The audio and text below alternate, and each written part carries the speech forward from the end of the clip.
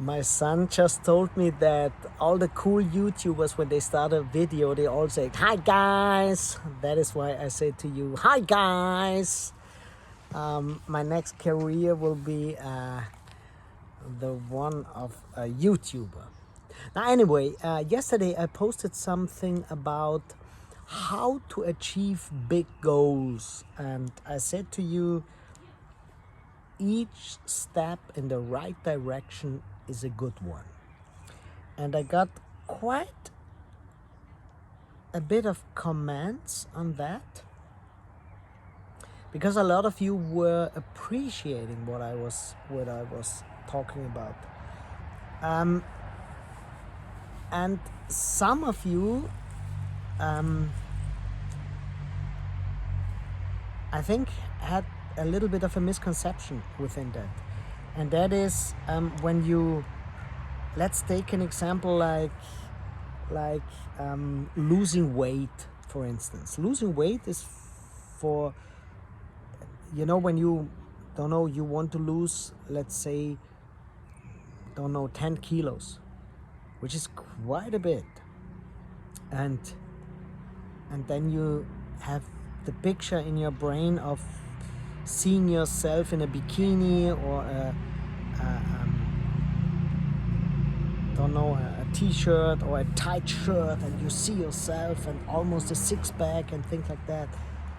And the problem with that is that if you constantly have if you always have the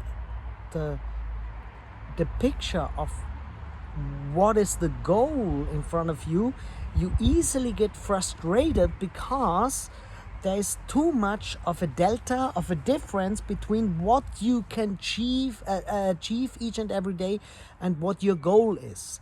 And now you start with quite a belly, and you start and you think, okay, I don't eat that much, and each and every day I do sports 6 times a week, which is hard and tough, and reducing the input of calories is also tough.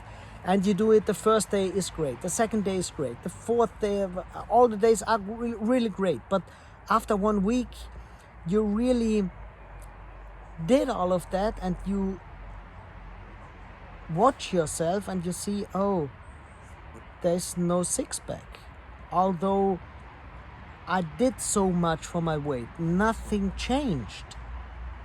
And the difference between what changes within 1, 2, 3 or 7 days and your goal is way too big. And that is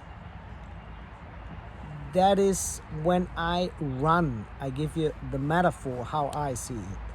When I run, and sometimes it's hard when I do a long run, 15, 16 kilometers, then all of a sudden it's not a physical problem, but a mental problem, because after 10 kilometers I think to myself, I don't want anymore. Not that I'm exhausted or something like that, I just don't want anymore.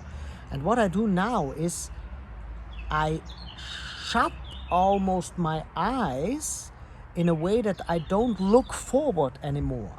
I just look down when I run the next, let's say, 7 or 10 meters, and run and run and run and run, and maybe I listen to music or a podcast or whatever, and I forget about my goal. I just enjoy running. And after a couple of minutes, I look forward again and I see, oh wait, wow, I just came so much closer to my goal without thinking of it each and every step. And that is the metaphor how I see it. I read a book of George Leonard, I forgot about the title, and it was about that you have to love the thing that you want to do that brings you closer to the goal. So when you have a big goal in your life, let's say learning how to play golf, for instance.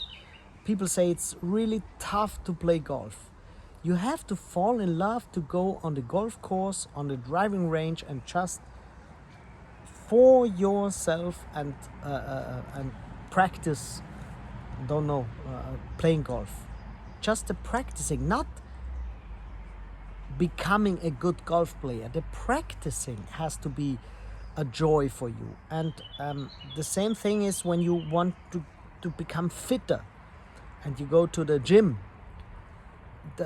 You know, stepping on my motorbike and going to the gym, walking up the stairs, getting dressed and doing the exercises, and afterwards driving home, you know, that process is what I like.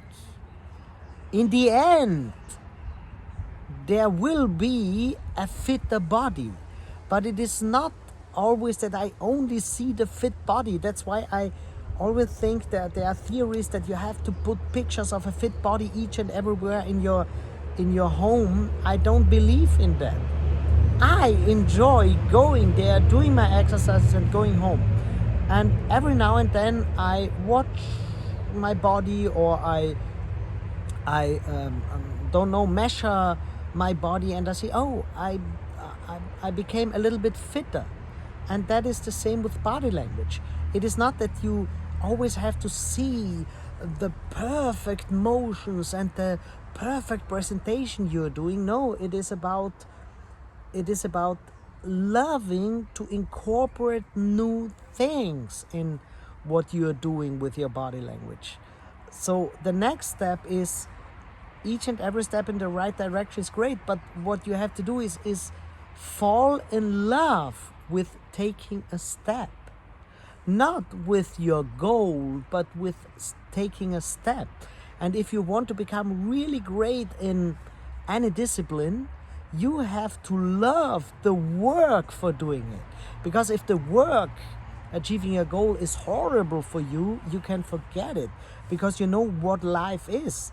Life is the steps, and life is not the goal. So when you want to climb the Mount Everest, it is not the top of the mountain, but it is, you have to love to climb mountains. One step and then the next step, and getting exhausted, and out of that motion and that feeling of becoming more and more exhausted, that is what you have to love. And that's why I think you have to find in your life, you have to find the things that you love doing and not achieving.